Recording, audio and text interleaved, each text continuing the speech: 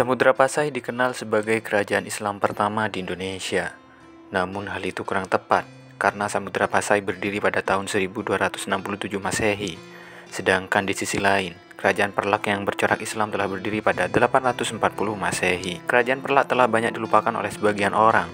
Padahal, Kesultanan Perlak berperan penting dalam sejarah masuknya Islam ke Nusantara. Pada episode sebelumnya, kita telah membahas kerajaan bercorak Islam pertama di Indonesia. Pada episode kali ini, kita akan membahas kemunduran Kesultanan Perlak dan berdirinya Kerajaan Samudra Pasai.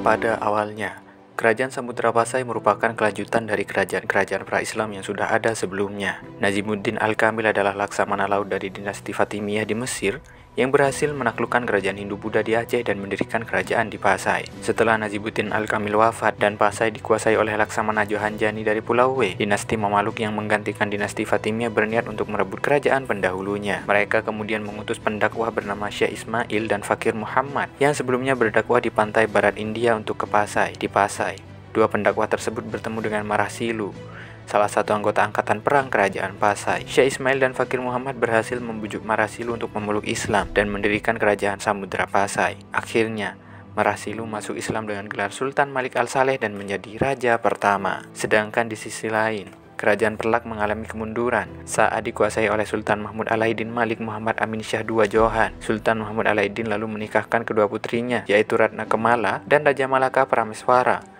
dan Putri Ganggang dinikahkan dengan Raja Malik Al-Saleh dari Pasai. Sejak saat itulah, dua kerajaan Islam ini bergabung menjadi Kerajaan Samudra Pasai. Hingga pada akhirnya, Kerajaan Samudra Pasai akhirnya melemah akibat konflik internal serta serangan eksternal, terutama dari Kesultanan Aceh, lalu kemudian kolonial Portugis, hingga pada akhirnya kerajaan ini pun jatuh.